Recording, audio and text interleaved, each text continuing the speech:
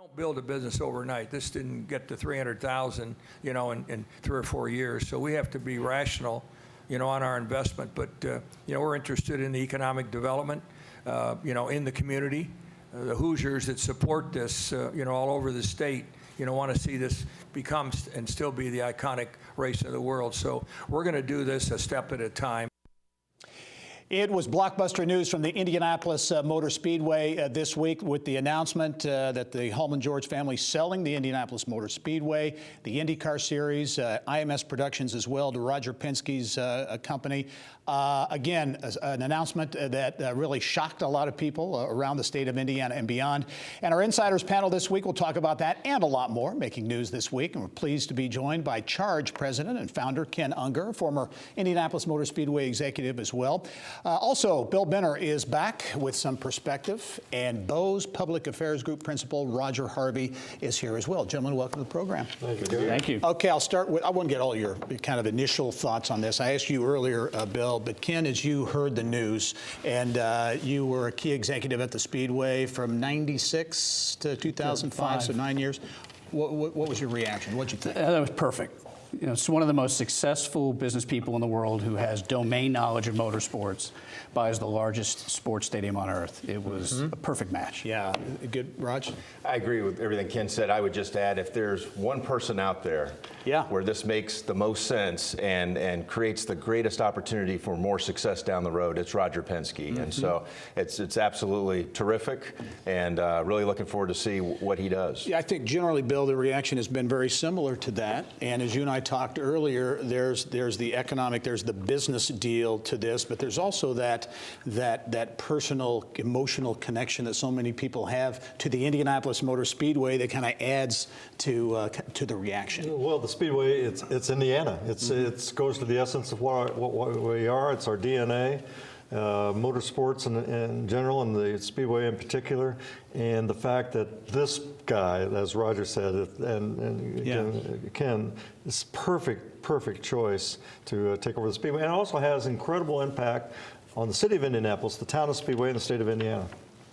I know that they've been looking at all kinds of potential outcomes the executive have at the Speedway, but some people thought they would never be sold. Did you think that was the case? You think there was going to be a point where that asset was going to be sold? Yeah, it just seemed like there would be an inflection point soon, especially with the passing of Mary Hallman-George. And I think Tony said it best at the press conference this past week. He said it was time because his family and the team had taken it as far as they thought they could take it. Yeah, I thought that was good too. And you had mentioned earlier you thought that was Tony's publicly one of his best performances. In terms of no question about it. And I thought the emotion that he brought to it, which is understandable, but the emotion, the family connection, the long history, going back to his grandfather, I thought that it really resonated. He was eloquent, and I think he really captured the moment for the family. Now what's next? Roger, your thoughts. I mean, so early in the process, I don't think the deal will close until maybe the first of the year.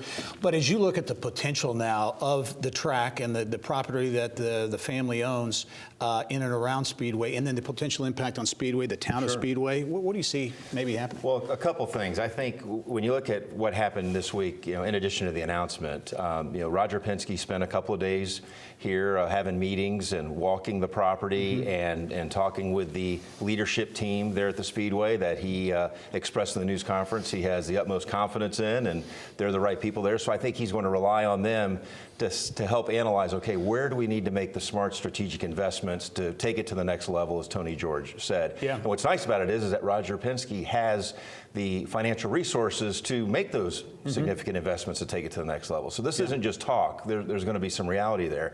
And then you mentioned the town of Speedway. I think this is really important because I believe if you look at Roger's track record over the years, look at what he's done in Detroit with the Grand Prix and how he's invested and really turned that. Basically, he revived that race there in Detroit. And I think when you look at Speedway, the town, I think there's nothing but upside for the town of Speedway and for the businesses in that area because Roger Penske understands the connection between community and being a good corporate citizen as well as owning a track and running a race. And Ken, the Indianapolis Motor Speedway obviously is a racing venue, but really it's an entertainment venue. So in that light, can you see that the Hallman-George family is stepped into entertainment certainly these last number of years. You see that maybe ramping up? Absolutely. The future is kind of the merger of both technology and entertainment. And it's not only a large sports stadium, it's an entertainment venue.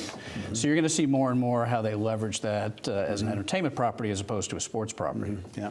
Well, and I mentioned earlier, I think this is an opportunity. The Indianapolis 500 will always be, in my view, at a very high level, the Indianapolis 500. But Roger Penske brings the ability to grow the series at a very important time when NBC has come on board and quite honestly, auto racing, both NASCAR and IndyCar, are struggling to maintain their audiences.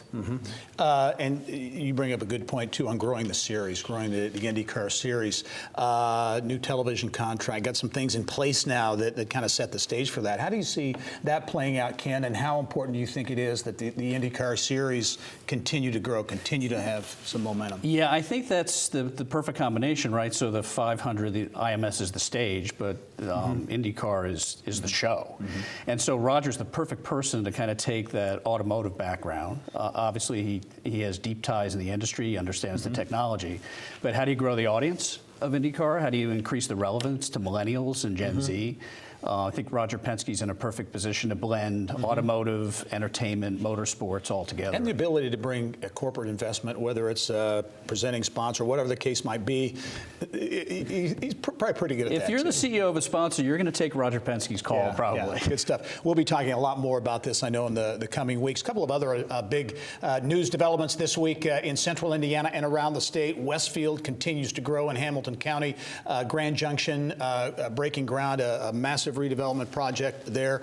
Roger, as you look at what's happening in Westfield, a lot of attention goes to the amateur and youth sports movement there, and rightfully so. But there have been some, in addition to some of these big projects, economic development announcements and jobs announcements in recent weeks as well. Significant announcements coming out of Westfield. You know, I think one of the strategies that the mayor's had up there is, as the residential has been continuing to grow, which makes sense as a suburban community, you've got to have that commercial tax base and have significant commercial tax base. And so when you look at the three major announcements that have happened in the last, I'd say 45 days or so, including Abbott, which is a significant medical device manufacturer, those are exactly the kind of jobs you want to have there. And then with the announcement of Grand Junction, which basically will help develop the downtown area and create a sense of being where the trails all come together, and there'll be an amphitheater, an ice rink. I mean, it really helps with the quality of life. And any mayor in the state will tell you this, you know, you've got to have the quality of life. You've got to have obviously good schools, which Westfield does, and a safe community. And so that's where Westfield's heading. And Mayor Andy Cook can thank Mitch Daniels for major moves and the completion of US 31. Hey, Bill, there's no doubt that 31 project has been a significant asset to Westfield, and they're proud to tell you it's only a matter of minutes to get to 465 on 31. That's right. So sports, such a huge part of the economy here in Indianapolis, the youth sports up in Westfield. And Ken, I bring this up, and I just thought of this, but you're involved with eSports. Right. And what an emerging sport industry, if you will, that is. The Pacers obviously Right. Pacers gaming. The eSports, is that an opportunity for Indianapolis, for Indiana to grow that piece? Absolutely, and I know that groups in the region are looking at how to leverage esports, because internationally it's gone from $1 billion industry to $1.5 billion in 1 year. Wow.